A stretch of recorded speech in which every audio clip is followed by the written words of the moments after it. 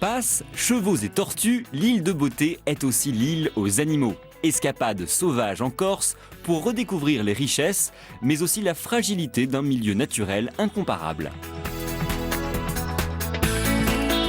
Ansel pour le premier grand rassemblement de chiens motards. Ils portent des culottes, des bottes de moto, des blousons de cuir noir avec un aigle sur le dos. L'École nationale vétérinaire de Nantes a organisé le seul stage en France consacré à l'enseignement de l'ostéopathie animale. Une discipline qui a déjà fait ses preuves chez les humains et qui va désormais aussi soulager nos animaux.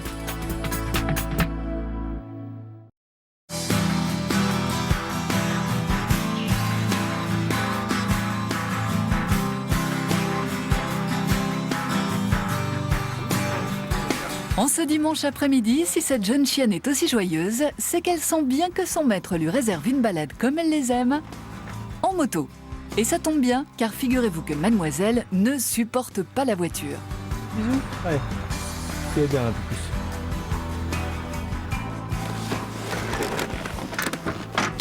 plus. Eh bien voilà, je vous présente Pénélope, croisée bichon caniche, 5 ans. Motarde depuis 3 ans, avec moi, dès qu'on part, je l'emmène. Et des bisous. Elle aime ça la moto? Elle aime pas ça. Ah, on est folle. Pire que moi, je crois. C'est sa drogue. Dès que je pars, si j'emmène pas, elle rentre dans la maison, puis elle fait la tête, elle boude. Marc a adapté sa moto à sa passagère. Tout est prévu pour sa sécurité et son confort. L'équipement, c'est une petite sacoche toute simple, qui est tenue par des petits câbles, et puis son casque, car elle est fragile les oreilles, étant donné qu'elle a des oreilles relativement assez longues. Mon cellier lui a fait un petit casque, ça bouge pas, et puis elle a son casque réglementaire. C'est un jour un peu particulier car son maître a eu l'idée d'organiser aujourd'hui le tout premier rassemblement de chiens motards. L'événement est d'importance, Marc attend plusieurs dizaines de chiens venus de la France entière. Depuis 15 jours, c'est le téléphone, ça n'arrête pas, c'est matin, midi et soir, c'est 8h, 6h du matin, 22h le soir. Et puis là, théoriquement, on va être 25 ou une trentaine de chiens. Les espoirs de Marc sont comblés. Saxo, Vénus et de nombreux autres amis sont au rendez-vous et tous ont revêtu pour l'occasion leurs habits d'apparat. La palme du plus beau look revenant sans conteste à Tofi. Alors là, Tofi, joli. Mais qui c'est qui vous a construit ça, madame? Non, je l'ai acheté dans un magasin de moto à Montargis. C'est des tirelires, non? Il y en a le casque intégral, c'est une tirelire, ouais. Mais ça, j'ai trouvé trop mignon, quoi. Puis les couleurs de la moto, du blouson, tout. Hein, Tofi? Quant à la plus heureuse de toutes, c'est sans doute Soprane. Le labrador peut passer des heures sans aucun problème dans sa maison roulante. On a eu la remorque avant le chien. Et quand j'ai eu le chien, j'ai adapté la remorque au chien. On a mis un petit tubeau de camping-car, des petites aérations et puis pas trop de place pour qu'elle ne soit pas trop secouée. Le chien s'est adapté tout de suite et puis on a fait beaucoup de kilomètres. Les vacances, c'est toujours à moto. Il y a la place pour les bagages et pour le chien. Et puis voilà. Motard est le doyen de la course. Il fête aujourd'hui ses 9 ans. 9 années passées en grande partie sur la bécane de son maître. Avec lui, j'ai fait 110 000 km environ. Et on a fait dans les grands voyages l'Écosse, l'île de Man, le Tourist Trophy, la Bavière et la France de long en large. C'est l'heure du départ pour cette joyeuse meute roulante et pétaradante. Pénélope et Marc, fiers du succès de cette première concentration de motards canins, en profitent aussi pour faire découvrir à leurs amis à 2 ou 4 pattes leur région, les bords de la Loire.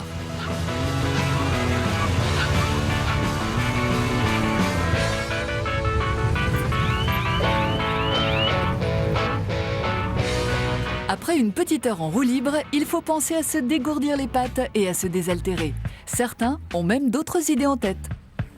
Et toi l'amoureux là, hein? Tu ne l'auras pas ma fille. Tu ne l'auras. Elles sont de la même Oh, couleur. c'est une petite famille. Oh, dis donc! Dis donc! Assis. Assis. C'est la première fois qu'on voit des motards et des chiens. Moi, j'avais jamais vu ça de ma vie. C'est impressionnant, c'est sympa même. Je vais peut-être me mettre à faire de la moto pour promener ma chienne.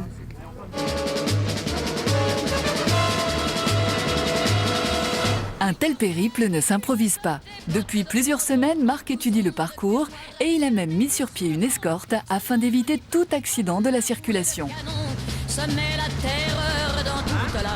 Bon, moi j'ouvre le chemin, ils me suivent et dès qu'il y a un carrefour, ils bloquent gentiment les voitures pour que le convoi se fasse uniformément. Les automobilistes pour l'instant on n'a pas de problème, ils sont tous sympas, quand ils voient en plus qu'il y a les chiens, ça passe tout seul. Pause déjeuner maintenant et là encore rien n'est laissé au hasard. Le responsable du restaurant où tout le monde se sustente a eu une idée des plus généreuses. Tout ce que vous allez consommer au bar sera intégralement reversé pour les gens qui aident les gens qui sont dans des 2 roues, c'est-à-dire qui sont en fauteuil roulant. Donc n'hésitez pas à laisser des pourboires, à bien consommer. Plus vous consommerez, plus un handicapé pourra avoir le petit pétillement que vous avez dans les yeux ce matin.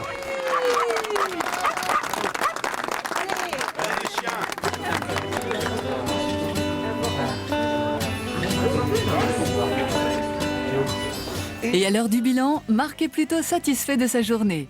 Tout comme les toutous qui le sont, eux, encore plus par la pause déjeuner.